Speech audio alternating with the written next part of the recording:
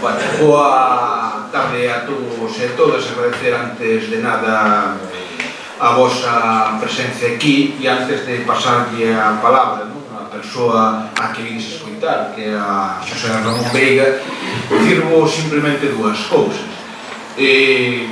Non é a primeira vez que nestas xornadas de historia nos achegamos ao que é a realidade do século XIX e, máis concretamente, o que é a propia historia política do século XIX. E, en todo caso, se non temos referido a esta época máis ocasións, é precisamente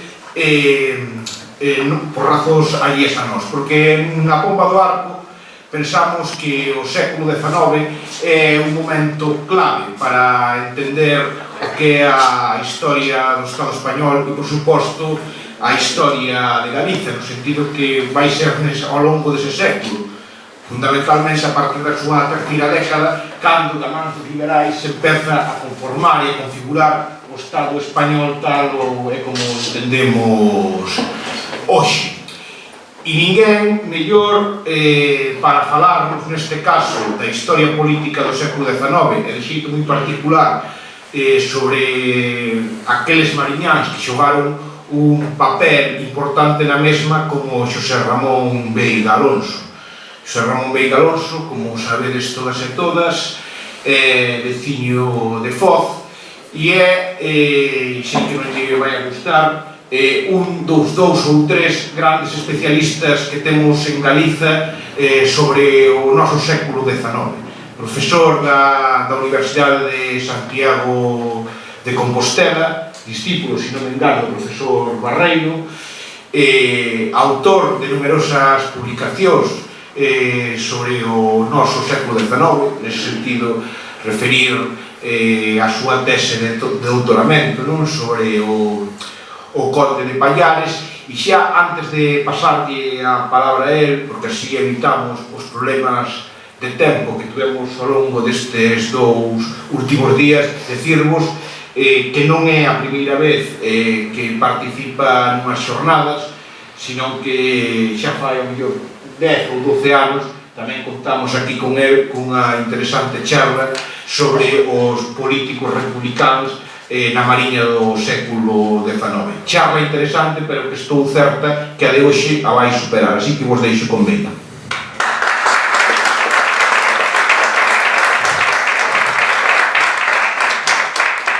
Boa tarde a todas e a todos. Para mí un placer estar de novo aquí cos compañeiros e amigos da Pomba do Arco. Como ben dixo Moncho, pois non é a primeira vez. O que pasa é que se daquelas pois falaba dos políticos que nunca tocaron poder, desgraciadamente, creo, para a historia deste país, que eran os republicanos, pois hoxe si vou a falar algo dos políticos que si tocaron poder. Algún republicano tamén sairá polo medio, pero moi pouquinho poder, moi pouquinho tempo. Cando vimos o cartaz da Pomba que anunciaba as xornadas, eu xa a moral xa se viu para baixo, non? Porque, claro, un cartaz que comeza con un documental de 1947 que trata sobre Dado, que sigue con unha charla sobre un tema tan focego como as conservas de peixe, que onte está aquí Ramón Eiras falando de como falamos nós, ou nos outros,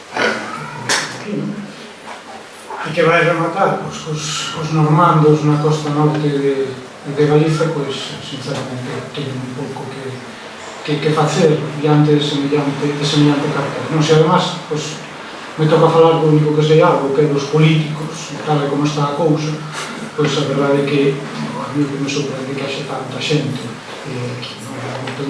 Agradecer a Pomba do Arco o convite, pero tamén agradecer a todos e todas vos a vosa presencia. En todo caso, aqueles que agarden unha charla erudita, unha charla con moitos datos, unha charla que descenda, que afonde polo miúdo en por que se elixía a quen se elixía, como se elixía a quen se elixía, o que fixeron nas cortes ou deixaron de facer, pois van ser defraudados, porque como xa falara con Moncho, cando participo neste tipo de asuntos e de charlas a 2 de agosto, sinceramente, o corpo non che pide e que afondes moito neste tipo de cosas. Entón, o que vou a facer é unha presentación lixeira, do meu punto de vista, o mellor dentro de media hora vosotros diceis que dixeron, non ten nada, que afonde moi pouquinho en cada un dos deputados, pero sí que por lo menos salientan unhas cousas moi concretas, que eu creo que poden ser, bueno, como mínimo interesantes ou incluso curiosas, pero que non responden en absoluto que foi a trayectoria real ou o papel real que eses diputados puderon ter na corte e en xeral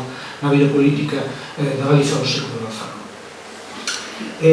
Este ano tuve unha ocasión de asistir a todas as charlas, outros anos me resultaba difícil, bueno, por compromisos deportivos varios, e o que si quería, ao comenzar nada máis, compartir con vosotros unha reflexión das charlas que houve a toda agora, moi breve. Por suposto que se aprende un montón, en calquera das dúas eu aprendi moitas cousas, pero sobre todo créache a mí permitirme unha certa reafirmación de identidade. Porque, claro, na primeira charla comeza con un documental de 1947 no que aparece Damián López. Claro, Damián López é onde son eu, ou polo menos a súa fábrica principal é onde son eu, en Vilarón, do barrio de Espiñeira, non? E eu sinto, bueno, non vou dicir un legítimo orgullo, porque non ten nada que ver con iso, menos sabendo ou coñecendo como coñecemos todos os de Vilarón, que, bueno, non sempre eran boas as artes que utilizou no seu momento Damián López para facerse con tanto monte. Pero, bueno, sí é certo que a súa iniciativa foi un auténtico emporio empresarial e iso sempre, bueno, pois a identidade persoal de cada un sempre dá un certo orgullo, non? Logo no documental aparecen os estaleiros, o meu pai que anda por aí, pois tamén traballa nos estaleiros, traballa nas lanchas, non? Construindo lanchas. Pois é outra cousa que te reafirma un pouco a tua identidade. E onte, na charla de Ramón, pois tamén me sentí bastante identificado, porque eu cando cheguei aquí a Foz, entre que son de Vilarón, está a 4 km, eu cando cheguei a Foz era un venidero. Non era un praneante, posible, pero si era un venidero. Eu cando cheguei a Foz pensei que ibas a pasar a ser un focero, pero equivoquei. E como me recordan varias veces, sobre todo a xente do campo, eu que son un marzanero. Esta cuestión de identidade realmente é tremendamente complexa, non? Entón, como é moi complexo que as identidades, eu vou a falar de cousas moito máis serias, que son estes mariñáns, estes diputados mariñáns, que naceron por esta zona. Logo veremos que de mariñáns se xa un pouquinho máis hai unha certa licencia cos que nacen da ría de Ribadeo para Aló, pero en xeral dos que vou a falar son todos xente que naceron aquí na zona da Mariña que tiveron algún tipo de representación parlamentaria.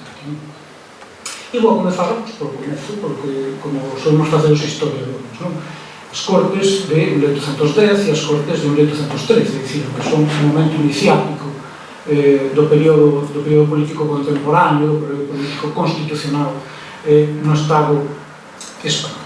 Como ben sabedes todos e todos, as Cortes de 1810 se conforman nun momento absolutamente excepcional, e é que a península está prácticamente ocupada polas tropas napoleónicas, estamos en plena guerra do francés, pero Galiza vive unha situación certamente especial neste contexto, porque os galegos e as galegas acabamos no seu momento pois expulsar os franceses xa en xullo de 1809. Iso quere dicir que cando se convocan as eleccións para as Cortes de 1810, Galiza é unha das zonas do Estado que sí pode elexir con tranquilidade, con normalidade, os seus diputados, cousa que non fan moitas outras zonas do Estado, que non teñen esta posibilidade de elexir. Galiza, sí. Galiza é dos lugares, dos poucos lugares, que xa en 1810 elixe os primeiros deputados que nos van representar nas Cortes de Cádiz. En Cádiz, como ben saben tamén, sitiado polos franceses e aos que só era posible chegar en barco, que como chegarán os nosos representantes da provincia de Mondoñedo a Cádiz. Saben de Coruña, van en barco, fan a travesía e chegan a Cádiz en barco. Estas primeiras eleccións de 1810 son unhas eleccións moi modernas no sentido de que son unhas eleccións que se fan por sufragio universal, e isto é algo que destacan todos os libros de texto. O que pasa é que ese sufragio universal hai que engadir un adxetivo, é sufragio universal indirecto. É dicir, poden votar todos aqueles varóns que teñen unha casa aberta máis de 25 anos, poden votar, pero o sufragio universal é moi indirecto. É dicir, os que ao final rematan por elexir os deputados da provincia de Mondoñedo van a ser moi pouquiños, tan pouquiños como que van ser exactamente 6. As eleccións eran en quinto grado, é dicir, o primeiro paso, o primeiro chanzo de elección, efectivamente, todos os varóns adultos, pero os varóns adultos elexían a 12 compromisarios, eses 12 compromisarios elixían outros compromisarios, e así sucesivamente, ata que en Mondoñedo chegaban 6. Os 6 magníficos que elexían aos deputados que nos iban representar nas Cortes de Cádiz. Eses 6 magníficos son eses que lles teño postos aí. Enrique Ramón Posada Pardo, Andrés García Guerra, Santiago Basanta, Ramón Vicente Freire Escora, Juan Antonio López e Melchor Díaz de la Rocha. Eu algún dos nomes, se vea que algúns dos que están aquí presentes, pois de sobra. Estes 6 magníficos son, por tanto, os que van elexir os diputados por Mondoñedo. Pero se van a topar cun problema. E é que en Mondoñedo ninguna das forzas vivas quere ser diputado. Non me pidan que se explique exactamente agora por qué, pois é un pouco complexo, pero quédense con esta idea. Ninguén quería ser diputado. Estamos falando dunhas eleccións nas que non hai candidaturas, non existe o concepto de candidaturas, estamos falando dunhas eleccións nas que a ninguén se lle pregunta se realmente si quere ser diputado, non se lles pregunta, lo veremos algún exemplo. E, por lo tanto, nese sentido, son unhas eleccións, dende logo, bastante curiosas. E o que se deduce da análise das actas electorais da provincia de Mondoñedo é que non había candidatos. Non había candidatos porque non era unha broma ser candidato, porque corrías o perigo de ter que ir ata Cádiz. Eso era unha travesía en barco perigosa. Corrías o peligro de deixar a tua familia, as tuas propiedades en Galiza nun momento no que efectivamente Galiza estaba libre de franceses, certo, xa non había que soldados napoleónicos, pero os soldados napoleónicos estaban prácticamente nas fronteiras de Galiza, ainda en setembro de 1810. E logo, claro, unha vez chegaba a Cádiz, había que entrar en Cádiz e había que aturar os bombardeos franceses, e de que a Pople decía que aquello de que las gaditanas con os bombardeos dos franceses se hacen tirabuzones e cosas destas, bueno, tirabuzones o que queiras, pero os obuses caían ao lado do oratorio San Felipe Neri, onde estaban os diputados pois traballando. Por lo tanto, non era unha decisión doada aceptar ser deputado a Cortes en Cádiz. E iso fai que, no caso de Mondoñedo, os dous primeiros, había que elixir dous diputados titulares e un diputado suplente, os dous primeiros diputados titulares que se elixen intentan renunciar. A nosa elección, esta de 1810, ten un componente moi curioso, un componente de ordalía, como de xuizo de Deus. E é que cada un dos 6 compromisarios ponía 3 nomes, presentaba unha terna co seu candidato a deputado. Eses 3 nomes se metían nun canto e un neno, é unha mágoa, pero non teña o nome do neno, un neno sacaba o que correspondía. Esa era unha especie de ordalía, o que Barreiro chamaba o componente do chou, que preside un pouco estas primeiras eleccións. Isto era algo moi típico dos procesos electorais do antigo réxime, porque se supoñía que tamén Deus tiña que andar un pouco por aí e a figura de Deus era ese componente do chou. Bueno, pois se meten os nomes dos candidatos, o neno saca o nome, e o primeiro que sale este señor, Antonio Abadín Guerra. Antonio Abadín Guerra, por suposto, non era candidato. Antonio Abadín Guerra non tiña ni idea de que en Mondoñedo 6 señores o estaban propoñendo para ser candidato. Entón, porque Antonio Abadín Guerra estaba en T, estaba a Cardón de Santiago. A relación que tiña Antonio Abadín Guerra coa provincia de Mondoñedo era que era de Viveiro, sou fin de Viveiro, de feito, o conheceu a Sabiante, un irmán seu, que ali, en Viveiro, estudara no seminario de Santa Catalina, como tantos e tantos mariñanos, con os mínimos de posibles na época. E Antonio Abadín Guerra se atopa coa sorpresa, que non é mayúscula, cando supoño que un correo chega ali a Teo, onde estaba e dice que o veñen de elexir para ser deputado a Cortes pola provincia de Mondoñedo. E Antonio Abadín Guerra intenta renunciar, como a maioría. Isto é algo que non se falou moito cando se celebrou o cabo de ano os 200 anos de 1812, pero que a maioría dos deputados querían renunciar. Ninguén quería sacrificarse, non había tampouco esa idea, esa cultura política de presentarse unhas eleccións e de participar, formar parte dunhas cortes, dun parlamento. Non existía, se estaba creando todo. Pero Antonio Abadín Guerra non se lle acepta a renuncia, co cal non lle queda outra que aceptar ser o primeiro deputado da provincia de Mondoñedo en 1810. O segundo que saca o neno da terna é o Antonio Gil de Taboada e Lemos, sabemos que era conde de Taboada, que residía en Compostela. Eu non puiden atopar ninguna relación máis directa coa Mariña, non sei se a ten, non o sei. Antonio Gil de Taboada e Lemos tamén intenta renunciar e debía ter mellores contactos que Abadín Guerra, porque esas cousas funcionaban desta maneira. igual que siguen funcionando en parte, por lo menos a día de hoxe. E, sin embargo, Antonio Gil de Taboadilla non sei se lle acepta a renuncia, o calo que iba a ser o segundo diputado pola provincia de Mondoñedo, pois non. E ao mesmo tempo, eses 6 magníficos elixiron un diputado suplente. A normativa electoral especificaba que había que ter un diputado suplente. Ese diputado suplente, este sí que xugaba de local, este sí que coñecemos ben, era Francisco Jerónimo de Cora. Francisco Jerónimo de Cora era un fidalgo de Alto, un viveiro, unha familia abastada, unha familia poderosa, con moita liñaxe, con moita xenea, en Mondoñedo, en Viveiro, que xa fora ademais membro do correxemento e do rexemento de Virense en varias ocasións, e queda nomeado diputado supremo. O certo é que o bonde Antonio de Abalinguerra, o primeiro diputado que fora elexido, que intentara renunciar e non se lle aceptou, en realidade tiña bastantes razóns para non querer ser diputado, porque estaba moi maliño de saúde. E, de feito, morre en 1813. En febrero de 1813 morre Antonio Abalinguerra, e, por lo tanto, se supón que Francisco Jerónimo de Cora, que era o diputado suplente, debería de marchar a Cádiz sustituído. Era o que establecía a normativa electoral. Pero Francisco Jerónimo de Cora se nega a marchar a Cádiz e nos deixa un documento destes que cando os historiadores estamos traballando e enfangados nos arquivos, pois nos enche de ledicia, non como hoxe que suben pola mañá, toda a mañá no arquivo do Reino traballando, non te ve absolutamente nada cando fora a buscar, digo isto porque a veces dá a impresión de que o que un proxecto hai detrás sabe de calquera sitio, non sabe de calquera sitio, sabe de estar traballando duro.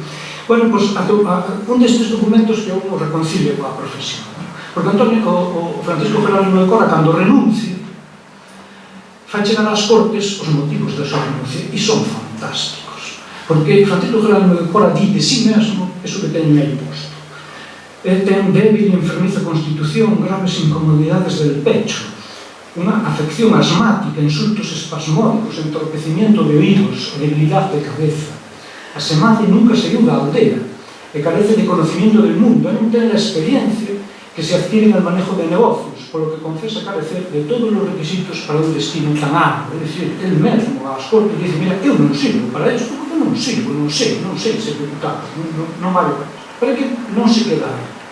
Esta verdad, por máis bochornosa que sea, non debe ocultar a su majestad, pues que le iría hacer traición a la patria se convenció de su ineptitud, se resolviese aceptar un encargo que es incapaz de desempeñar, privándola de sujeto idóneo que pudiese hacerlo dignamente. Seguir teimando aí a mesma idea de que non vale. Pero o millor é o final. O final é fantástico, porque o final eu fixan, uns anos algúns artigos sobre as razóns a mí moi persoais que explican que unha persoa acepta ou non un cargo como diputado, non? E ao final Francisco Jerónimo se sincera e dice, mira, eu non vou porque tengo 6 hijas solteras en su compañía maiores de la pubertad en el estado máis peligroso de su vida para abandonar esas hijas. Claro, isto que nos pode resultar efectivamente, garante, non? Pero isto para este señor é un problema. Como eu deixar en Viveiro en 1810 6 fillas maiores da pubertad e marchase para Cádiz sin saber se volvería ou non? Se hacía como padre, a súa identidade como padre, a poñía por diante a identidade sobre diputado de la patria. Lóxicamente. O certo é que, por lo tanto, hai que cubrir a baixa esta de Gil de Taboada e se convocan novas eleccións en Mondoñedo. As eleccións se fan un poquinho máis adiante e, de novo, os seis magníficos collen as papeletas, as meten no cántaro, os rapaciños sacan das papeletas e a papeleta lle toca, este nome me sona moito, sai nada máis nada menos que Manuel Freire Castrillón. Manuel Freire Castrillón é un comerciante industrial, un quincalleiro de Santiago de Compostela, que xa fora secretario da Sociedade Económica Amigos de País de Compostela, e era un tipo instruído, que xa fora deputada persoeiro do común no rexemento de Compostela. E a única relación que eu atopei, creo que non tiña outra que a provincia de Mondoñedo, que seus pais ao parecer procedían de Ouró. De feito, el mesmo, nunha das súas obras, cando lle dá gracias aos electores de Mondoñedo por lembrarse del, di explícitamente que ele nunca estivera en Mondoñedo e que non tiña ninguna relación en Mondoñedo, agás que seus pais procedían da montaña, da zona de Ouró. E digo que Manuel Freire Castrillón é unha persoa moi coñecida porque probablemente nestas Cortes de 1810 é o máis declarado e fervente defensor das ideas absolutistas. É un realista convencido, contrario completamente á Constitución Constitución de 1812 vai ser un dos deputados que máis vai a traballar en contra da Constitución do 12 e de establecer os principios liberais que se estaban creando en Cádiz. Algunos dos títulos das obras que ten Freire Castellón creo que son suficientemente identificativos ou significativos, son os que eles ponen aí: Remedio preservativo contra o mal francés, contra a libertad de imprenta, contra el contrato social, apología de la Inquisición, restitución de los jesuitas, un absolutista convencido. Deducir de aquí que eses 6 electores realmente elixiron a Freire Castellón sabendo que era un realista convencido, un absolutista convencido, non sei se tiñan esa idea ou non, pero o certo é que este foi elexido, este individuo que pasa a historia de Galiza. Barreiro sempre dicía que necesita unha biografía este señor, a trayectoria de Freire Castellón é moi interesante, independente de ser un absolutista, un realista convencido. Por tanto, a ver se nos van para Cádiz, primeiro chega a Badinguerra, o pobre home se morre, logo vai Freire Castellón, pero claro que se quis estar en Cádiz, os deputados mariñanos, os deputados da provincia de Mondoñedo estiveron moi pouquinho tempo. Antonio Badinguerra chega a Cádiz para o día da apertura das Cortes, está ali o 25 de setembro de 1810, sabemos que está ali, a súa asignatura está na acta da apertura de Cortes, pero tamén sabemos que se marcha de Cádiz en xullo de 1811, é dicir, está un ano, cando as Cortes en Cádiz están prácticamente ata 1800, finalizando, 1813. E o certo é que se volve, pide un permiso por problemas de saúde que avanzaron, e o pobre da Badín non pode volver porque morre en 1813, en febrero de 1813. Freire Castellón chega a Cádiz máis tarde, xa chega a finais de 1810, que é unha elección máis tardía, e en outubro de 1811 xa se vai de Cádiz. E a pesar de que o chaman non unha, nin dúas, nin tres, sino 4 veces, lles fan un chamamento para que se restitúa o seu posto, que Freire Castellón dice que está moi bien en Galiza traballando contra a Constitución de 1812 e non volve nunca máis a Cádiz.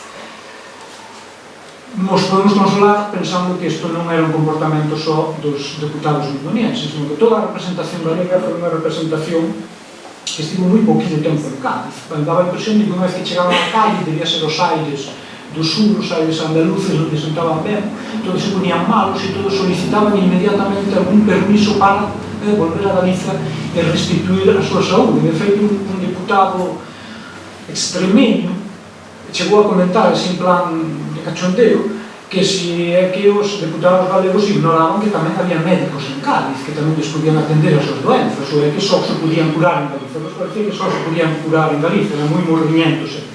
E se chegou aí un dato puntual, pero creo que remostra isto, non? En maio de 1813 non hai ningún só diputado por Mondoñedo, por as provincias de Mondoñedo, Betanzos e Santiago en Cádiz, ningún, todos están aquí, todos teñen permisos. E de 25 diputados que tiña Galiza neses momentos, asistían ás sesións?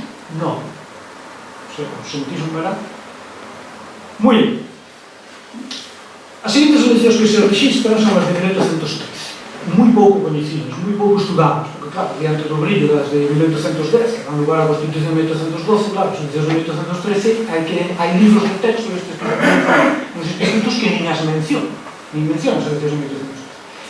As eleccións de 1813 son completamente diferentes das de 1810, porque polo medio xa está a Constitución de 1812.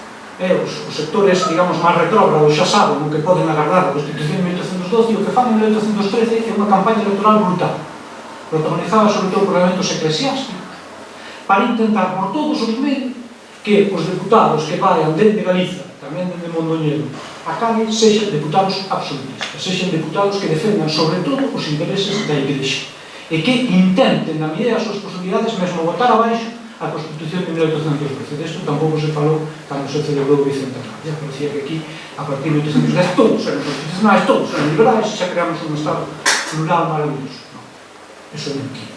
Non é que non sexa verdade, eso directamente é mentira. Ben, nas eleccións de 1813, todos os deputados, agás un, que representan a Galiza, as 7 antigas provincias, todos son absolutistas. A metade deles son clérigos. E só hai un que non é absolutista. E aquí si podemos hinchar o pé. O único deputado que non é absolutista dos que van ás Cortes en 1813, Cortes que rematan despois en Madrid en 1814, é un ser excepcional, absolutamente excepcional. Por suposto, tampouco presentara a súa candidatura. Tampouco sabía que os electores o ian nomear. De feito, intentou renunciar. Estas renuncias son estupendas para os historiadores, porque ao intentar renunciar, xa sabemos que foron elegidos e todos sabemos cales son as razóns por as que intenta renunciar. O sea, non la vida, non renunciou nada. Bueno, pois ese é ser excepcional. É José Mariño Dillade. Probablemente a súa familia crucial de Xove era un home de ideas liberais. Poden consultar unha documentación súa na que fala de Hume, na que fala dos dereitos do cidadán, un señor moi formado, pero que o máis sorprendente é que este Mariño Dillade era presbítero e era nada máis e nada menos que vicerreitor do seminario de Santa Catarina. Nada máis e nada menos. Por suposto non quería ser diputado, tentou renunciar, non se le aceptou. Pero aquí sí que podemos dicir que os 6 electores, cando elixen a José Mariño Dillade, sí saben que están elixindo o liberal. Porque isto xa non é 1810, isto xa é 1813. E é imposible que nunha localidade como Mondoñedo non se soubese que o vicerreitor do seminario de Santa Catarina non era un liberal. É imposible que non se soubese. Eses 6 electores sí elixiron conscientemente a José Mariño Dillade por liberal. Isto é tan importante.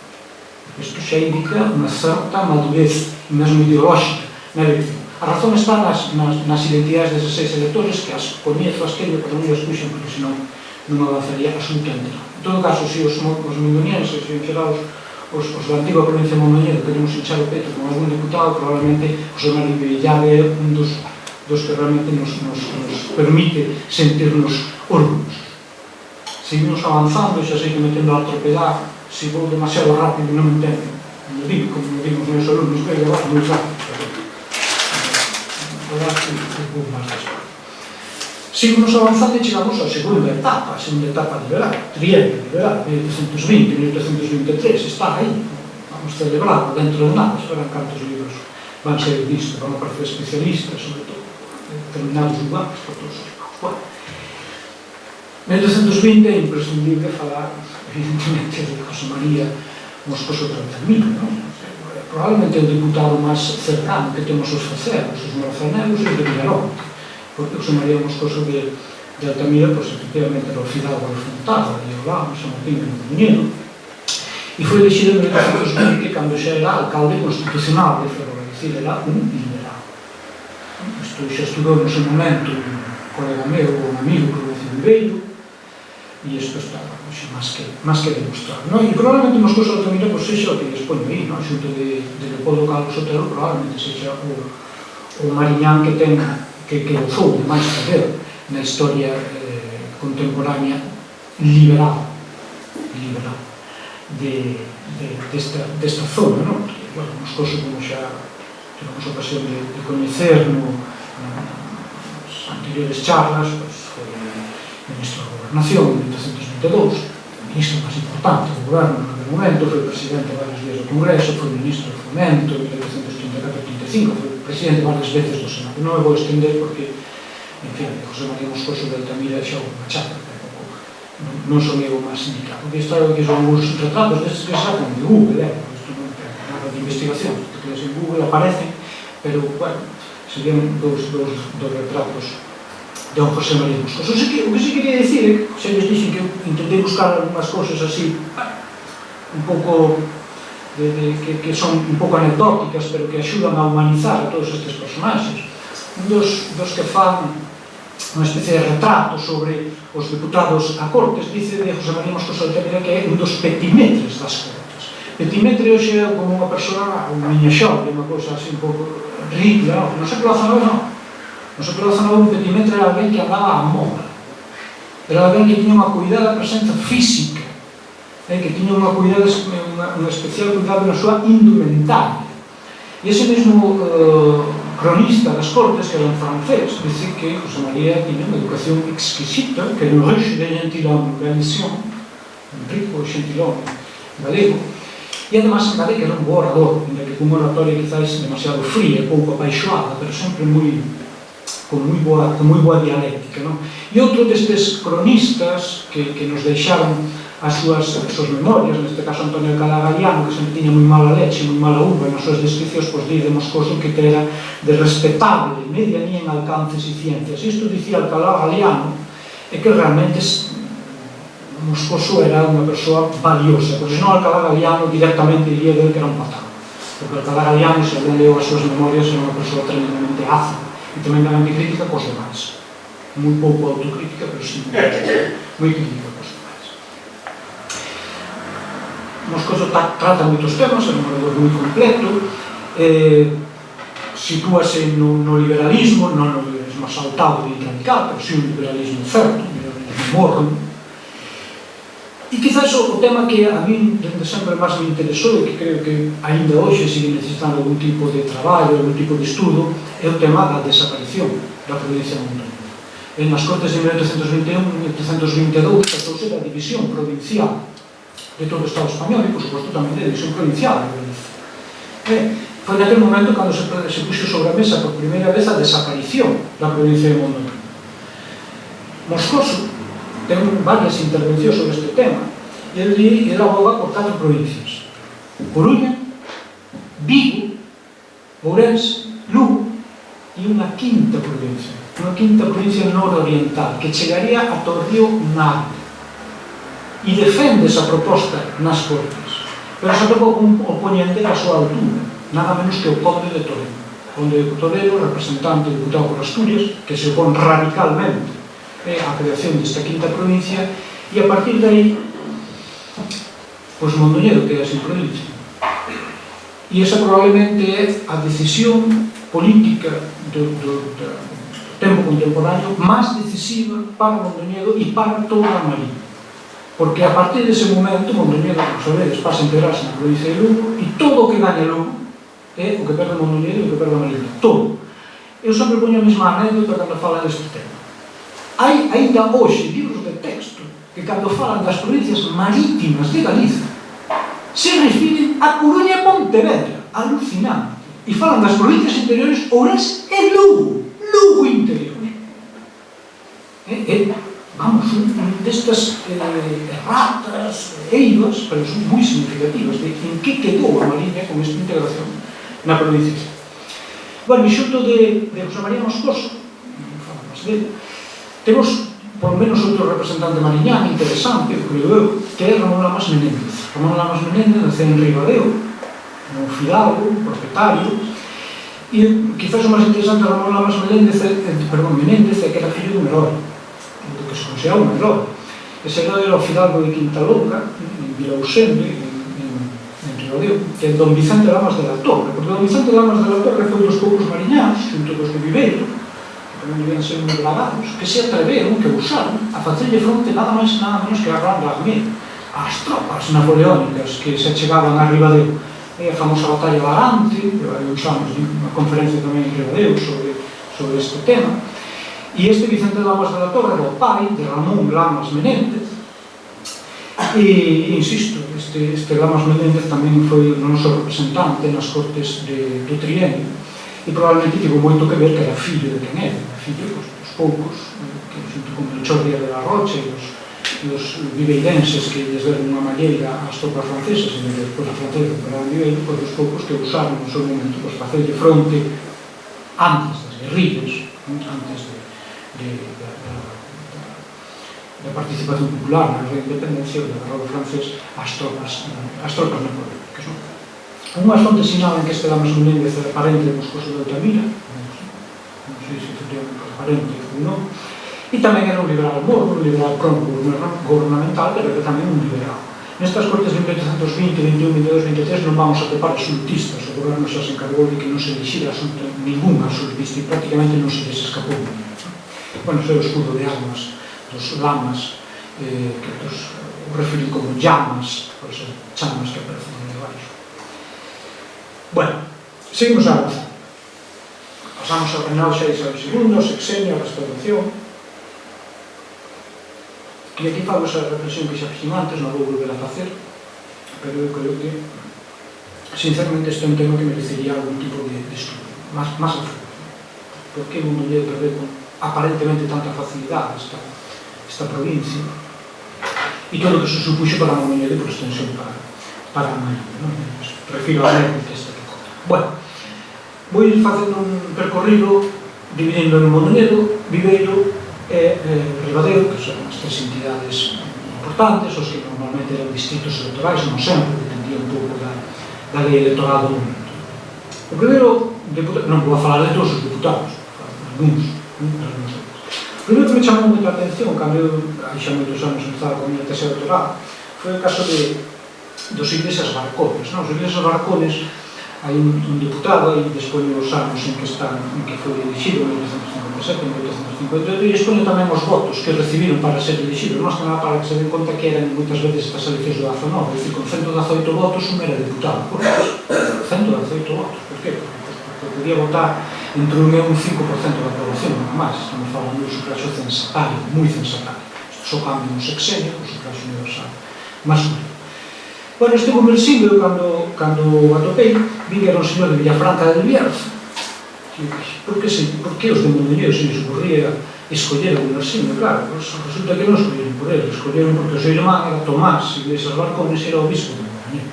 Estas cousas non se explican moitas veces as eleccións de un deputado por outro. Por tanto, o conversible foi deputado por Mondoñedo eses anos, gracias sobre todo a que o seu irmán era bispo de Mondoñedo e máis adiante será nada máis e nada menos que patriarca de Singles, un posto de confianza absoluta da monarquía. O conversible non foi moi bon deputado por Mondoñedo, hai unhas cartas que atopei traballando sobre o Conde de Pallares, nos que os de Mondoñedo se queixan moito porque o conversible non coloca mindonienses en postos como estancos, como guardias civis, non os coloca, non traballa por eles, é un mal deputado, e por eso en 1800 nas seguintes eleccións, que son as dos 63, xa non o volven a elegir. En todo caso, se o elegiron antes, foi porque o seu irmán era bispo de Mondoñedo. Suponía que, bueno, normal, o bispo de Mondoñedo, algo fará por Mondoñedo. Saliu bastante raro. Poño o retrato de Tomás porque non atopei ningún de Gumersi. E outros non poñen un retrato porque non os topei. Outro deputado que a mí me parece moi interesante de Mondoñedo, Patricio del Seijo Freijoso, foi deputado en 1846, en 1850, con eses votos. Patricio del Seijo era un fidalgo, eu creo que da zona de xa do Mondoñedo, pero hacia a terra xa, hacia a montaña, non sei foco. E a mí me resultou sempre moi interesante porque era un fidalgo farmacéutico, e este é un binomio extraño. Os fidalgos, sobre todo os segundoxénicos da fidalguía galega, no decurso do século XIX, van meterse no exército, van ser abogados, algúns incluso van ser enxeñeiros farmacéuticos, boticarios, eu realmente coñezo poucos, pero poucos. Entón, a mí sempre me chamou moita atención que Patricio del Seijo fosse non só fidalgo, sino farmacéutico. Pero o que máis interesante de Patricio del Seijo é que cando marcha de Mondoñedo, se vai a Madrid con tantos outros, e ali se convirte nada máis nada menos que no director dunha fábrica, se chamaba La Industriosa, unha fábrica de produtos químicos que no seu momento foi punteira no Estado español. E o director era Patricio del Seijo Freijoso. E o socio capitalista preferente desa fábrica La Industriosa era probablemente un dos persoeiros máis coñecidos, máis ricos, probablemente o industrial banqueiro máis rico da España de mediados do século XIX, que era nada máis nada menos que don José de Salamanca, o coñecido capitalista especulador que a punto estiveron de cepillar, a pinta que se estiveron de linchar cando os levantamentos de 1850. Pois de José de Salamanca era o socio capitalista desta fábrica que dirixía un mondoñense, que dirixía Patricio del Seijo Freijoso, que tamén fora no seu momento diputado por ele. A Rosendo José de la Vega e o Río Marrube, que foi elegido nas primeiras eleccións logo da morte de Fernando VII, as eleccións de 1834, foi elegido con 13 votos. 13 votos. Vemos conta de como se vai construindo o Estado liberal. Cal é a participación popular na construcción do Estado liberal, en fin. 13 votos. Rosendo José era poendo doctorado, e traigo aquí porque eran dos poucos individuos pertencentes á Igrexa que tiñan un certo talante, non vou dicir liberal, porque quizás sexa demasiado, pero sí por menos cristino. É dicir, non era carlista. E iso Mondoñedo en 1834, falando da catedral, non era moi doado de atopar algún coino que non fose carlista. Por ser, non era. Eso, sin dúvida, facilitou esta elección. Fermín Caballero, que foi despois ministro, outras veces diputado, e que tamén nos ten deixado biografías moi curiosas de diputados, dicía de Rosendo, un clásico, dicía de Rosendo, esto de que huelecitos tan limpios, que color tan rosado, que gordo cerviguillo e que torrente de voz, trajo este buen canón. Sentóse al principio en la izquierda, por sentarse nomás. Xa vedes que xa hai dereita e esquerda. Por sentarse nomás. Pero se quedó muy luego junto al banco de la Corona para preguntar lo que votaría. Sobre su doctoral de Mondoñedo y su tribunal del excusado, y ahora vengo que a mí me gusta más, se hizo de la dirección de estudios y administrador de las chicas de Loreto, desde cuyo punto no gozó de salud y perdió las carnes y la color. Tenía mala leche de un caballero brutal. Sabe muy bien, y lo ha dicho en lleno parlamento, que los clérigos lechuguinos y holgazanes son prolíficos, y aunque le suene malo de pacto social, ha demostrado buenos conocimientos profanos de estadística, economía y economía. Es decir, por un lado da caña, pero por otro lado reconoce que efectivamente don Rosendo era una persona que sabía lo que fue. Cuando se le calienta la lengua, no hay campanilla ni presidente que apague su voz estentoria, y cuando se expresa festivo, da buenos ratos de risa a los oyentes. Un diputado que tamén pode hinchar un pouco o peito, porque como non eran dos que falaban. Unha das características dos parlamentos do século XIX, dos parlamentos do século XXI, é que dos 300 e pico diputados que poden haber falan 25, bueno, aquele igual, eran moi pouquinhos realmente os que usaban falar en público diante desta xente, e menos falar utilizando un acento galego. Isto pasou ao conde de Pallares, que sempre dicen, porque non falas, es que tengo mucho acento, e me lo dicen, por iso non falaba, cosas deste tipo a veces explican determinadas trayectorias. Bueno, don Rosendo José debía importar tres pepinos e ele falaba no Parlamento e non había que lo parase. Seguimos avanzando, entramos xa máis adiante. Entre 1871 e 1899, os de Mondoñedo elixiron moitas veces a este señor, a don Cándido Martínez Montenegro. Foi diputado en todas as legislaturas entre 1871 e 1899, a base en dúas, na de 1873, que son as eleccións da Primeira República, e só foron as eleccións republicanas, e nas de 1896, era un liberal dos de esa casta. De Cándido Martínez Montenegro, o mínimo que se pode dicir que era unha persoa tremendamente traballadora, e iso xa non era pouco. E ata onde eu puiden averiguar, e ata onde, por exemplo, Barreiro pude estudiar, unha persoa honesta. E iso, bueno, un político, sexa do século XX ou do XIX, xa non é pouco dicir. É unha persoa moi traballadora. Eu pude localizar o seu pai, indirectamente, que era Pedro Martínez Pastur, un liberal, pero un liberal dos de verdade, os que loitaron contra os carlistas co trabuco na mano, sabían a Fonsagrada, ou sabían o Burón, ou sabían a Bretoña a pegar tiros cos carlistas, e sen dúbida que este liberalismo de Cándido Martínez Montenegro en boa parte chegou pola parte do seu pai, deste Pedro Martínez Pastur, que sei que no seu momento tuvo un comercio en Mondoñedo, unha persoa que se fixo un nome, se fixo unha certa fortuna.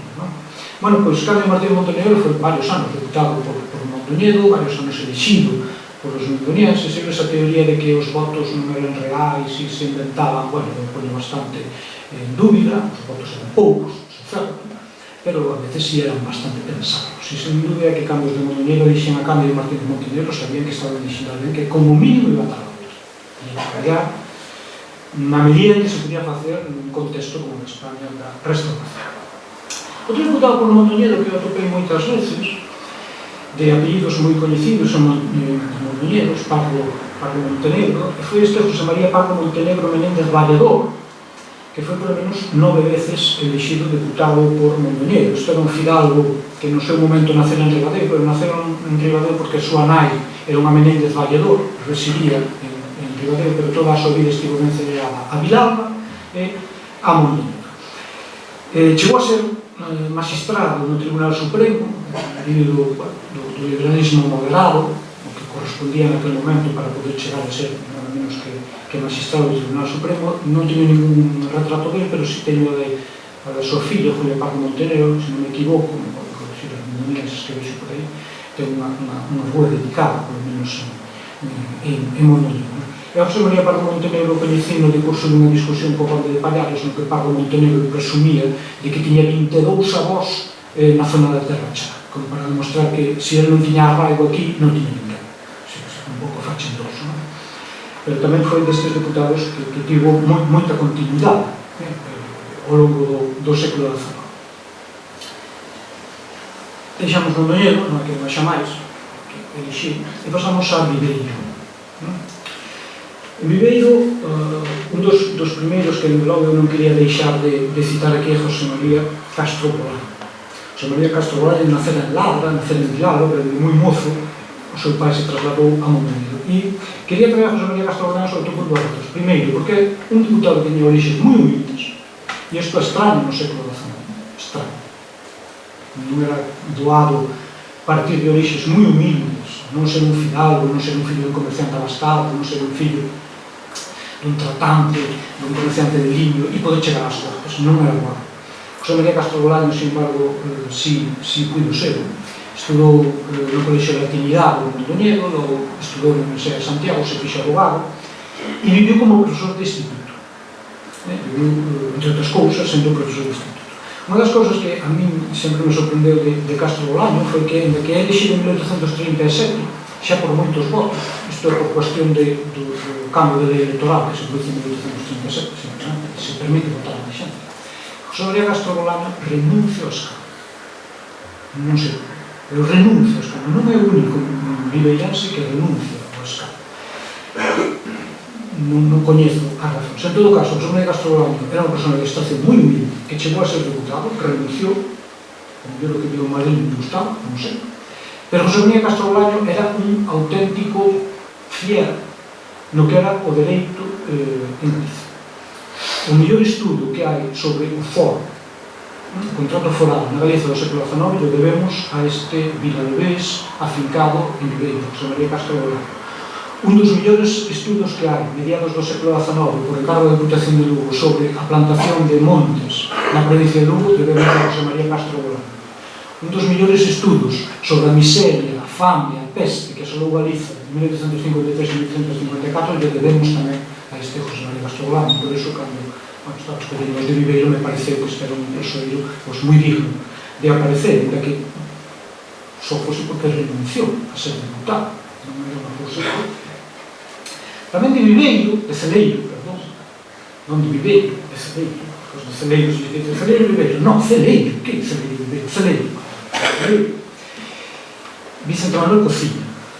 Tamén outro deses poucos diputados que tiña orixes humildes. O seu pai era marino mercante, non era unha persoa precisamente que nadase en ouro. Sin embargo, Vicente Manuel Cociña logrou estudar, estudou no Colexio de Trinidade de Viveiro, como a todos os de Viveiro que tiñan unha certa inquedancia intelectual, con conceptos posibles, e logo se licencia como abogado polo BSC. E Vicente Manuel Cociña pertence a unha xeración que os que somos nacionalistas, non decirlo, pois é casi a patente de orixe, que é esta xeración dos provincialistas, dos anos 40, na Universidade de Santiago, os Fagado, o Romero Ortiz, pois polo medio estaba tamén un viveirense, Vicente Manuel Cociña, que además era nada máis e nada menos que o presidente da Academia Literaria de Compostela, que era unha especie de cenáculo que facíamos os estudantes da universidade para enterarse de algo, porque realmente as clases que recibían no OSC, non digo que hoxe se xan maravillosas, pero as que recibían nos anos 40 do século XIX eran un auténtico voto o que había nesa universidade. E, por tanto, os estudantes inqueros que facían eran cousas os propios. En Compostela creouse esta Academia Literaria. E onde, se Vicente Manuel Cociña foi elegido por os seus compañeros para presidirla, tonto non debía de ser. Un tonto non debía de ser. Logo foi xornalista, participou nun xornal del Centenario de Galicia que se tirou en 1843, 1844, logo marchou a Madrid, participou na fundación de outro xornal, o Oriente, en 1853. Era un liberal progresista, pero morreu moi novo, morreu no exilio, creo que na zona de Extremadura, porque ele era un progresista. A partir de 1856, coa caída do goberno progresista, os liberais dan moita caña a estes progresistas e o exilio e morre finalmente, creo que no exilio. Vicente Manuel Cociña de Celeiro. E falando de Viveiro, pois non pode deixar de aparecer os letreiros. Os letreiros no Verón, do viveirense ilustre, moi coñecido, fillo dun fidalgo e dun abogado que eu me atopei, bueno, nun libro falo unha cuña publicitaria que está antes de sair sobre o poder e a política nas provincias de Lugo e Mondoñedo. Este abogado fidalgo era Ramón Vicente Trelles Cora, era o pai de Luís de Trelles, e a súa nai María Josefa Noverol, os dous de rancio e Rancio Fidalguía, non? Bueno, Luís de Trelles foi un abogado moi coñecido, foi xornalista, participou xunto de cociña, por exemplo, no Huracán, pero certo é que Luís de Trelles, dende mediados da década dos 60, en 1864-65, pois parece que se desengana do liberalismo e se chegou ao neocarlismo, se convertindo ao carlismo. Sin embargo, Luís de Trelles sabemos que, por exemplo, con independencia de que fose un nome neocarlista, que era, efectivamente, debía ser unha boa persona. Isto sempre é importante, porque o profesor Barreiro atopouno como abogado de pobres en Coruña, defendendo a labregos que chegaban á audiencia, sin patacún, e los defendía antes. Podía ser neocarlista, pero era boa persona. Foi un dos fundadores, o fundador da Revolución Nocturna española, pero, sobre todo, é un dos pais do dereito humanitario internacional. Isto estudou Pedro Puy, un profesor de dereito da USC, e sabemos, por exemplo, que Luís de Trelles foi das persoas, dos individuos, dos políticos que nas guerras carlistas, na última guerra carlista, máis fixo por intercambio de prisioneiros, porque os liberais entregasen os carlistas prisioneiros e os carlistas entregasen aos liberais. Por tanto, no católico, que tu queiras, que podes ter o derecho que queiras, pero sobre todo Luís de Trelles, polo que se ve, era sobre todo unha boa persona, e ademais unha trayectoria do máis interesante. E claro, falando de Viveiro, pois Nicomedes ten que aparecer, pero Nicomedes, por certo, Nicomedes Pastor é un nome. Incluso no índice histórico de diputados, que se pode consultar no Congreso dos Diputados, tú buscas por días e non aparece. Isto non vai aparecer Nicomedes. Non aparece, porque aparece en Pastor. Pero que nunca Pastor non é o libro. Pastor é o nome, Nicomedes Pastor. Díaz, que é segundo Correio. Porque cando lo están buscando, dije que non tenía moito que facer, e onde está Nicomedes? Nicomedes está. Pero Nicomedes nunca elixíamos de Viveiro. E se presentou un par de veces. Pero nunca o elixían os de Viveiro. E máis, cando se presentaron as eleccións de 1846, non son as eleccións durillas, porque algunhas crónicas din que a súa casa mesmo foi apedreada. Apedreada. E a única representación que ten do Nicomedes por Galiza é en 1843, pero elixen no distrito da Coruña. Non o elixen nin en Lugo, nin en Viveiro. Non foi profeta na súa terra, nese sentido. Pero claro, Nicomedes Pastor tiña que estar aquí, como Nicomedes Pastor, primeiro, tamén é un deses diputados de orixes moi humildes. O seu pai era administrador de correos, e un administrador de correos en 1810 non era moito, era unha persona moi humilde. E foi moitas cousas. Foi abogado, foi xornalista, foi escritor, foi conservador, cada vez un pouco máis. Foi unha persona moi religiosa. Pero o que di todas as crónicas é que foi unha persona honrada, que a pesar de ter sido 3 veces ministro, reitor da Universidade de Madrid, reitor da Universidade Central de Madrid, que xa va a estar orgulloso, alguén que é fillo un administrador de correos que nada un nivel chega a ser xa non ministro, ser ministro na cuestión de estar no lugar, non, reitor da Universidade de Madrid, Universidade Central, mediados do século XIX. Don Nicomedes morreu igual que chegou a Madrid, morreu pobre, moi humilde, igual, por exemplo, que Agustín de Argüelles, outro destes liberais, neste caso Saltado, que tivo unha trayectoria política no que puido amasar cartos todos os que quixera, e máis no século XIX, non, recibo isto, pero igual no século XIX non se permitiu. No século XIX era doado amasar cartos coa política, porque a política e os negocios están totalmente misturados, non sei por que o no XIX, porque a veces uno da impresión que está falando de 21, pero certo é que Luís de Trelles, Nicomedes Pastor Díaz morreu igual de pobre cando chegaron. Exactamente igual. E o din todos os cronistas, de centro, de dereita e de esquerda. Por tanto, só se por isto tamén é un dos diputados que a mí me parecía que tiña que estar aquí. Salvador Fernández Vitorio, tamén ten unha rúa dedicada en Viveiro. Heraldo, diputado en 1873 por Pontevedra. Olha, eleccións da Primeira República. Por tanto, se non era republicana, chegábaselle moito. Por lo menos sería un bo demócrata, porque senón en 1873 non saía elegido. Está casado ademais, ou casou, no seu momento, con unha filla de alguén que xa vimos, deste Vicente Manuel Cociña. E o máis interesante de Servando Fernández, unhas cousas interesantes, é que ele era fiscal en Madrid, cando a famosa causa, a famoso asesinato de Juan Prim, en 1870. E moitas crónicas din que cando estaba a piques de pedir un suplicatorio ás Cortes para encausar un alto persoeiro, non sei a quen, o goberno reaxiu e o mandou a Cáceres para que non presentara ese suplicatorio, ese alto persoeiro que parecía estar implicado no asesinato de Juan Prim non aparecese por aí. Pero que ademais a trayectoria de Salvador Fernández Victoria é moi curioso, porque logo vai ser intendente de Filipinas, un cargo moi importante, e tamén se podían fazer moitos cargos. Sendo intendente de Facenda en Cuba ou en Filipinas, se podían fazer moitísimos cargos. Non sei se Salvador Fernández Victoria se fixo rico en ritmo, non sei, pero que si sei, non sei, por tupeo, o vi, foi que foi dos últimos de Filipinas literalmente.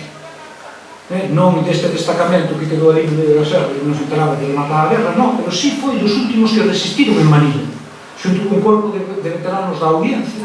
Os undos que estaba ali era Salvador Fernández Victoria, que nacera había moitos anos en Galton.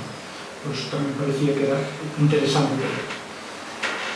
O diputado republicano, este sí que son unha rareza.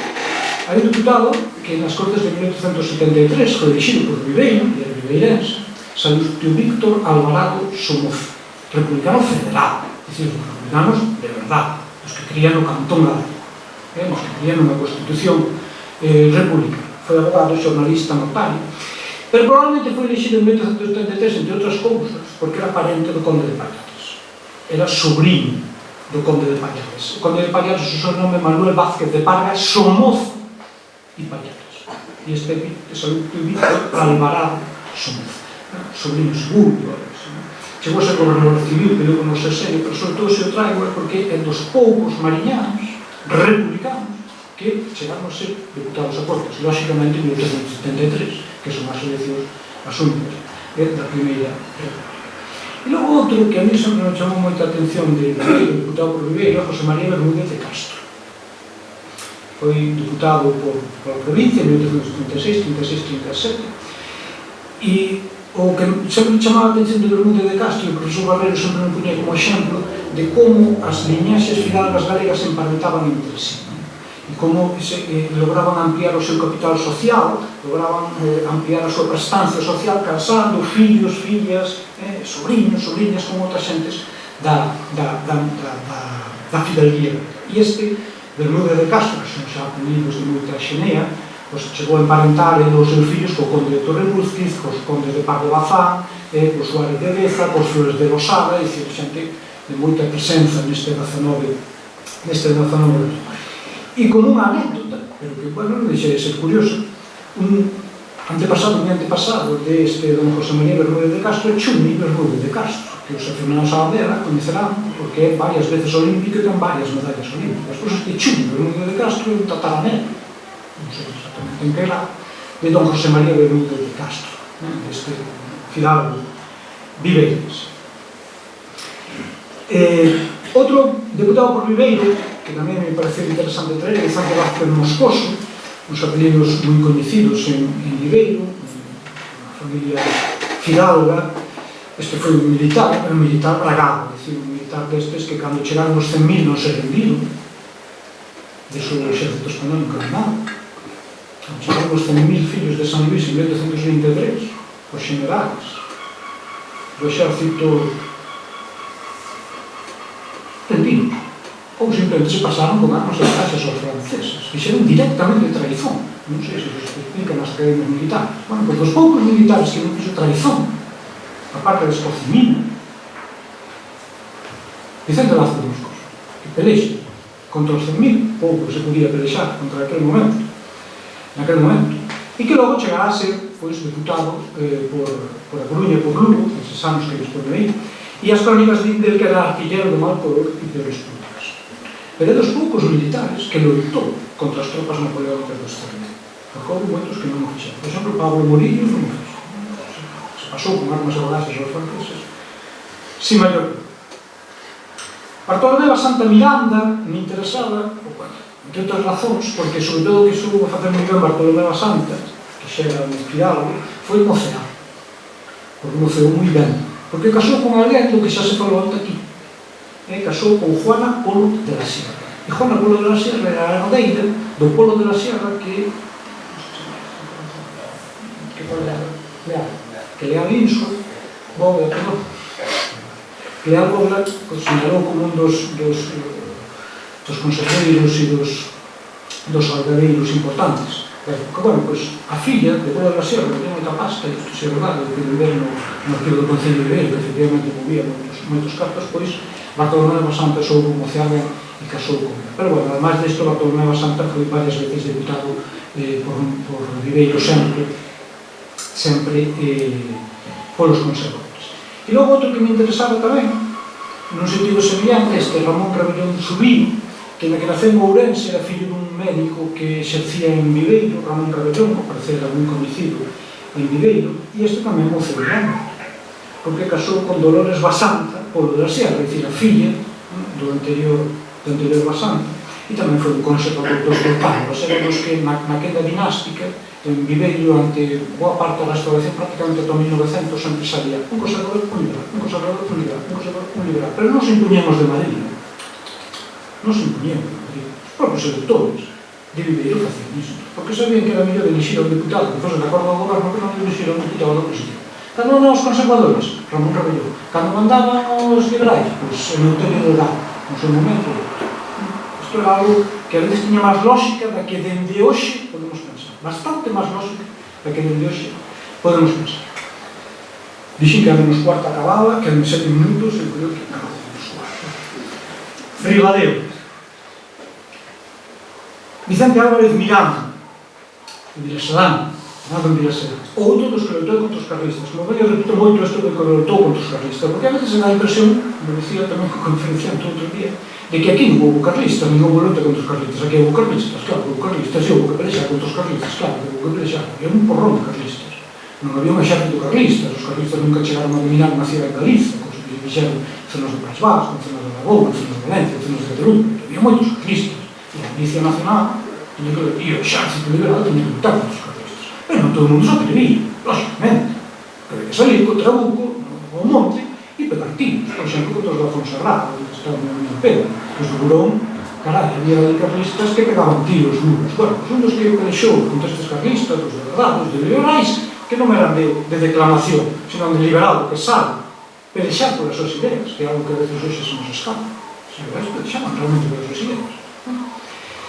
Pois foi este home de Vilasedán, que además era un liberal moi radical, prácticamente un demo republicano, colaborou con Antonín Falado, por exemplo, de Porvenir, eso é moi indicativo da súa ideoloxía, e debeu ser un trotamundos, porque nun momento da súa trayectoria chegou a vivir en Sevilla, trabalhou en Sevilla, e aí fixo un librinho, que se pode tomar en internet, moi curioso, que son estas glorias de Sevilla, que lle dicir a Sevilla, que un señor nació en Vilasedán, que pelexara contra os carlistas, pois acababa facendo un libro que se titulaba Glorias de Sevilla. O home era tan trotamundos que o home foi cónsul en Amberes e cónsul en Veracruz, en México, onde morreu.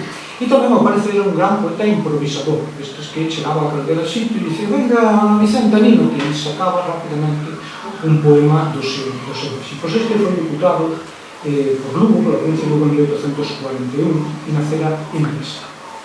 Dicía iso ao principio que iba a falar de Mariñáns, pero que, bueno, levando da Mariña case que ao río Navia, non sei se algún asturiano por facer isto.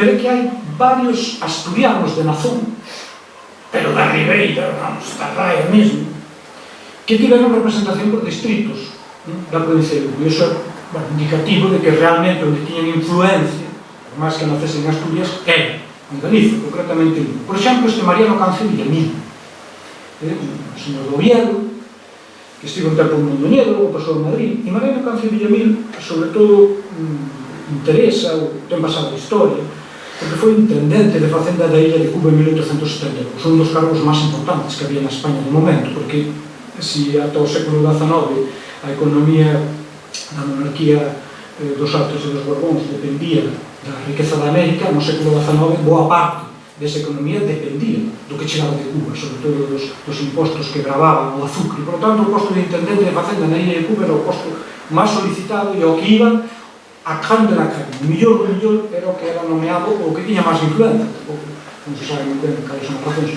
para ele. Bueno, pois este Mariano Cancio Villamil foi intendente de Cuba e sobre todo pasa a historia, porque no seu momento foi o maior experto do seu tempo na economía cubana, con moita diferencia. Antes fora un galego, Ramón de la Sagra. Logo de Ramón de la Sagra, que non sabía sobre Cuba e sobre a economía cubana, Mariano Cáncer de Mira, estobetense, que foi varias veces deputado por Mondoñedo, como ven aí, e varias veces deputado por Rivadeo. Es decir, nacería en Oviedo, efectivamente, pero su trayectoria o vencella directamente a Galicia. E o mesmo pasa con estes dous hermanos, Ramón e Antonio Cuervo Castellón, que naceron na Beira, son galegos, naceron na Beira. Eu tiña unha alumna que sempre dicía, de onde eres? De Vegadeo? Non, da Beira. E ao final do curso, pues sí, xa dice, vale, son da Beira. Sí, eles mesmos din que son da Beira, non din moitas veces que son da Beira. Bueno, os Cuervo Castellón tamén foron deputados por distritos de Lugo, de Coruña. Estes tamén eran fillos dun herói. Eran fillos dun herói na guerra do francés en Asturias, de José Cuervo Castellón, outro destes que usou en Correlleiro, que loitou contra as tropas napoleónicas en Asturias. Os dous eran liberais progresistas e ademais os que cando falaban no Congreso non agochaban a súa ideoloxía, liberais avanzados, liberais radicais. O Antonio, isto é unha anécdota, unha curiosidade, ao parecer casou con unha muller moi fermosa, se chamaba la Searila, porque procía de Seares, e a Searila morreu cando don Antonio estaba letando contra os carlistas, creo que estaba en Santander, na zona de Santander, e ousou atravesar as ringleiras carlistas, a fronte de guerra, para ir xunto da súa amada que vinha de morrer, e cortarlle un mechón do seu cabelo. E hai un poema, un romance da Severina que fai referencia a isto que fixo o Antonio Cuervo Castellón. E o seu irmán, que o traio aquí tamén porque foi gobernador en todos estes sitios, máis que nada para exemplificar o que era unha carreira política no século XIX, que moitas veces era ir de goberno civil en goberno civil en función das simpatías do goberno de turno, e este don Ramón anduvo por medio do país, Badajoz, Ciudad Real, Castellón, en dos ocasións e Teruel. Isto era algo bastante habitual naquel momento. Se falamos de Ribadeo, o apelido Bengoechea ten que aparecer. Francisco Martínez González Bengoechea naceu en Ribadeo e foi diputado a finais do século XIX. Bengoechea tamén é un apelido que apareceu na charla dos fomentadores, porque efectivamente tamén foi o fomentador, porque este Martínez González Bengoechea probablemente a persoa máis rica da Mariña no seu momento. Tiña buques, tiña almacenes, tiña casa de banca, tiña casa de comercio, era un individuo tremendamente rico, e de feito a herdanza, boa parte da herdanza, tanto monetaria como a herdanza en capital político, vai a pasar a unha persoa de apelidos que nos van a sonar, que son Ramón Buster. Ramón Buster, que se diputado por Ribadeo no comezo do século XX, é un pouco herdeiro deste Martínez González Bengoechea, que era fillo do outro Bengoechea, de Francisco Antonio, que probablemente fora o primeiro Bengoechea vasto que chegara a Ribadeo, e que foi realmente o que empezou a labrar a súa fortuna. Nunha charla como esta, Bengoechea tiña que aparecer, un liberal moi vencellado con Sagas. Este é o meu preferido de Ribadeo. Non sei se hai aquí de Ribadeo. Eu creo que Fernando Miranda de Medilla ten un cadro, creo, no salón de plenos. Verdad que sí? Moi de ir ali facer a foto. E cando me acordei, xa era tarde. Fernando Miranda de Medilla, ribadense, tamén cunha familia de fidalguía rexa, moitísimos Mirandas, dende finais do século XVIII en Ribadeo, en postos políticos de certa importancia, pero que Fernando Miranda de Medilla era moi rico, pero sobre todo era moi liberal. Moi liberal. Ata tal punto era liberal que cando en 1824 a Superintendencia de Policía do Reino de Galicia lle pregunta ao Concello de Mondoñedo e ao Concello de Ribadeo quenes son os liberais aos que hai que embargar bens. 1823, finais de 1823, Fernando VII acaba de recobrar o poder. O único liberal o que menciona é Fernando Miranda de Medilla. O único que din, este realmente é tan liberal que este sí que hai que embargar os bens. A este sí que hai que sacar toda a pasta, e tiña moito. Unha persoa moi rica. Fernando Miranda de Medilla era moi rico, pero moi liberal. Este tamén loitou contra os 100.000, dos poucos que loitou contra os 100.000. Tivo que marchar exiliado, estivo exiliado en Francia, e volveu en 1833, cando morreu Fernando VII. Pero non volveu para ser diputado e vivir en Madrid, cómodamente nos seus campos, non. Volveu para loitar contra os carlistas, e de feito morreu loitando contra os carlistas en 1839, para que logo digan que non había carlistas e non houve loita carlista en Galicia. Claro que houve loita carlista, temos os nosos mártires, e temos retrato no Salón de Plenos de Ribadeo e eu de tonto, non me acordei de facer nada, porque en Google é un montón. Pero Fernando Milán Almeida é destes persoeiros que fan boa unha ideoloxía, porque realmente loitaron e morreron por dentro, non lle facían ninguna falta, ningún. Tiña a vida absolutamente resolta, unha muller tamén moi fermosa, dicían as crónicas, pero morreron loitando contra os carlistas, loitando por as súas ideas, non por outra razón, que xera aquí, morreron loitando por as súas ideas. Falamos de Ribadeo, segundo Moreno García, evidentemente, dos poucos republicanos que chegou a ser diputado, un profesor na Escola de Náutica e Comercio de Ribadeo, logo tamén na Escola Superior de Comercio da Coruña, republicano federal, dirixido pola Coruña en 1873, non por Ribadeo, pero sí pola Coruña, e foi un dos redactores da célebre Constitución Republicana en 1887, que falaba de crear un cantón con Moreno García, que se falara dele, que dixera el Moncho non podía deixar de aparecer outra vez aquí, outra desas persoas que loitan polas súas ideas e que engrandecen unha ideoloxía. Tampouco Moreno García era unha persoa que tivese moita necesidade de andar metido en fregados, ser represaliado, cada vez que as cousas iban mal dadas, perdía o seu traballo, volveu a recuperar porque ele era catedrático de economía política e sabía un montón e non había máis remedio que contar con ele por moi republicano que fose. Por lo tanto, é destes diputados que tamén un fan que se sinta un pouco orgullosos, non? Outros destes da raya de Castropó, Ramón Pasaro Milastra, é un individuo moi interesante, foi xornalista, foi escritor, foi moitas cousas. Cando a epidemia de cólera de Coruña en 1853 era o gobernador civil, era un liberal progresista, pero unha das cousas que a mí me chamou a atención cando estudiaba a Pasaro Milastra é que ele nos deixou unha crónica fantástica da súa viaxe de Madrid a Viveiro, porque ele foi xuiz de primeira instancia en Viveiro en 1837, estaba en Madrid. E chegar de Madrid a Viveiro en 1837 levou 20 días. E dixo que non fora nada excepcional, era normal. 20 días en chegar. Había veces que un gobernador o nomeaban para ser gobernador civil de Lugo, cando chegaba, xa foron destituídos. Porque tardaba en chegar. Ramón Pasaro Milastra, aparte de outras moitas cousas que se poden enterar con moitos outros sitios, nos deixou esta descripción da súa viaxe que eu creo que moi significativa do que era viaxar mediado o século XIX. E o último, me pasei 3 minutos, Juan Villaronte. Este Juan Villaronte tamén naceu en Ribadeo, fillo dun comerciante con raíces tamén na zona do Galadouro, que teño topado varias veces. Juan Villaronte pasa a historia sobre todo por unha razón, e é que é un dos fundadores do batallón literario da Universidade de Santiago de Compostela. Xa saben, estes estudantes da Universidade de Santiago de Compostela que en 1808, cando os franceses estaban ainda a 600 km de Santiago, decidiron erguer un batallón para presentar batalla ás tropas napoleónicas. Eran 600 e pico. Estaban nomearon os seus xefes, todos foron nomeados cadetes, non eran soldados, outras das mentiras da mitoloxía do USC, non son do USC, isto hai que dicirlo, son certo, non eran estudantes, foron inmediatamente nomeados cadetes, non se tiñan no cargo.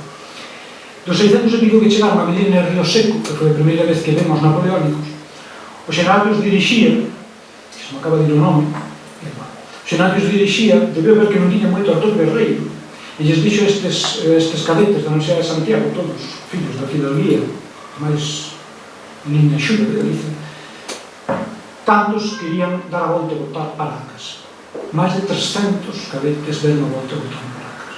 E isto é o que dicir. Non se trata só de presentar moi ben feitiño a bandeira do batallón literario e lembrar que os estudiantes de Santiago loitaron pola patria, non sei exactamente cal era a patria pero loitaron, pero tamén hai que dicir que máis de 300 deses cadetes desertaron. Deron a volta e se foron para as súas casas. Juan Villaronte non desertou. De feito, participou na batalla de Medina de Río Seco, a primeira maneira que levou o exército mal combinado de Castilla e de Galiza. Foi apareixado polos franceses, pero fuxiu. E a partir de aí, a historia de Juan Villaronte é moi interesante, porque consigue sacar título de abogado, por el SC, unha persona moi conservadora, e o que puiden coñecer del, que non sabía ata hai 4 días, literalmente, é que resulta que Juan Villaronte Trapasco foi dos íntimos da raíña rexente, de María Cristina, e do seu marido, o duque de Riánsares.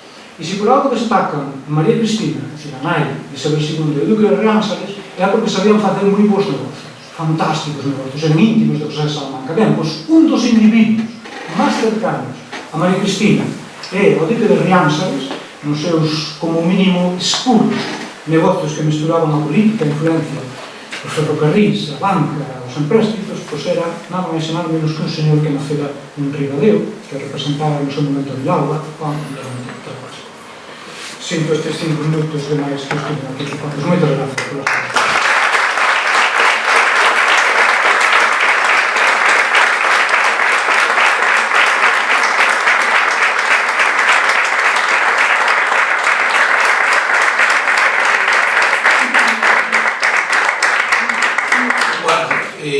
Como é norma, abrimos agora unha quenda para aquelas preguntas que puderse suxerir a palestra de Veiga. Entón, levantada a man.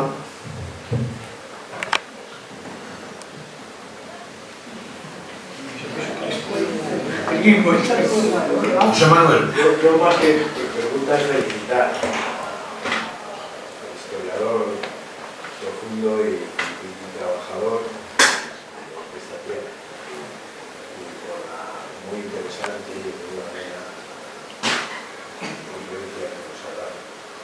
Yo me considero, no nacido aquí, nací en Ferrol, pero me considero de esta tierra y sucesor de una universidad.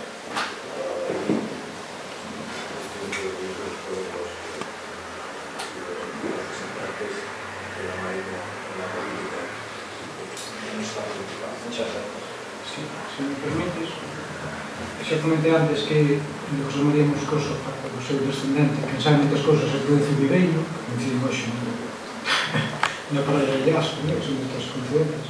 E unha das cousas que sempre me dixo Prudencio, e isto é algo que dos historiadores agradecemos un montón, é que esa persoa que acaba de falar lle abriu as portas do seu arquivo para estudar a don José María. Isto non fai todo o mundo. Porque cando non abre as portas dun arquivo pode aparecer de todo. Sí, claro, os historiadores sabemos moi ben. E os que estudan a represión xa non chegan ni contar. Por lo tanto, en nome de Prudencio, estou seguro que tamén estaría de acordo, moitas gracias por darnos a facilitar.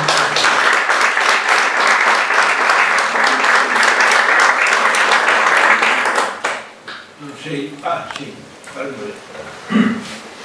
Esta pregunta no tiene mucho que ver con el meollo de toda su exposición, que fue muy buena.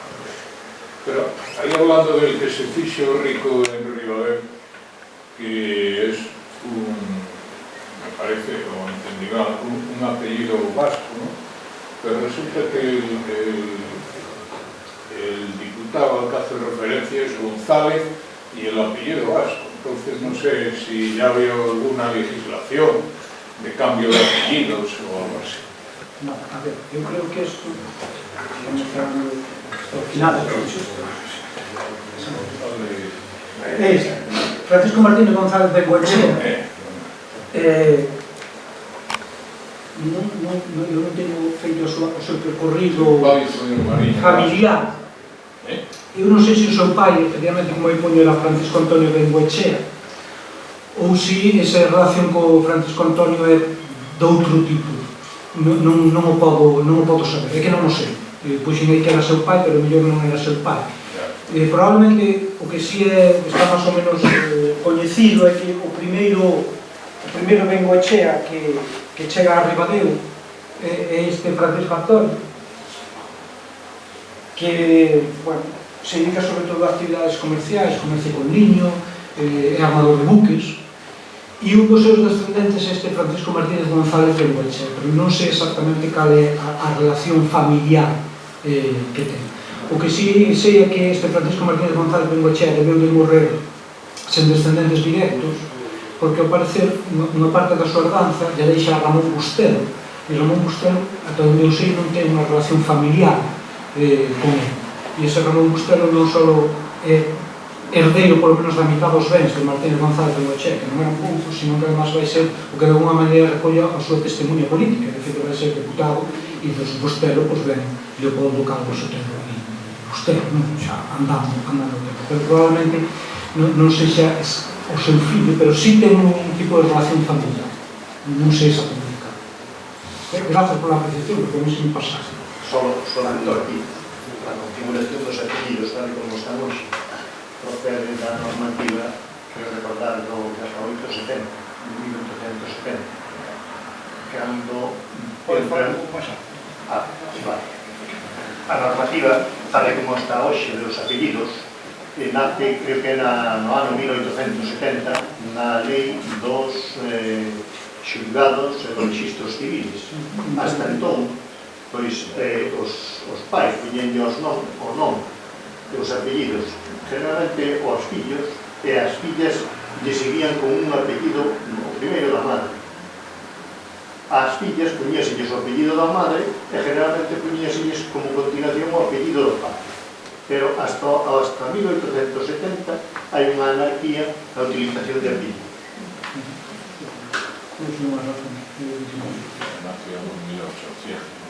Citas, ao principio citas algo Pardo Montenegro. ¿Sabes eses Pardo Montenegro de dónde era? Sí, a ver, este Pardo Montenegro que Creo que había algún por Puente de Ume, podía ser. Pode ser. Eu non son experto en xenealoxía, non son experto en nada, pero non son xenealoxía, non? Pero eu, ata onde coñezo os Pardo Montenegros, que eu pude estudar, tanto Ramón Pardo Montenegro como este José María Pardo Montenegro, Menéndez Valedor, como outro José María Pardo Montenegro, pero que non é Menéndez Valedor, allá un pouco de lío, mellores de Montenegro, o sea, mellores, ata onde eu sei, dende algo, si presumían de algo, era que eran da Terra Cha, eran da zona de Vilalba, e que ali tiñan os seus anternos. Hai moita xente, eu teño localizado para Mondoñedo moitos persoeiros que chegan a finais do século XVIII que proceden da Terra Cha, proceden da zona de Vilalba, proceden da zona de Xamade, e que van a Mondoñedo. E estes Pardo Montenegro, dende logo, recibían rendas a mediados do século XIX por toda a zona de Terra Cha, por toda a zona de Lugo, por a zona de Guntín, pero non sei se tamén algún destes Pardo Montenegro, que é unha liñaxe moi prolífica, con moitos representantes, non sei se tamén na zona que vostede tiñaron, pero é moi probable, Eu, por exemplo, estuve, xa les dixen, pola mañá no arquivo do Reino de Galicia, buscando cousas para o teu traballo, e te topas con nomes que, mira, estes viñan a Coruña a protocolarizar documentos. Por exemplo, me atopei co Pueblo de las Sierras, que falaba antes, pois estaba ali, iba a Coruña. Me atopei con Alfeiráns, que é outro apelido moi típico de Viveiro, José Alfeirán, que tamén estaba facendo protocolos, escrituras e protocolos en Galicia. Entón, que os Pardo Montenegro tivesen rendas ou alguna propiedade na zona que ustedes, sería do máis normal, sería moi normal, pero non teño dato, non sei.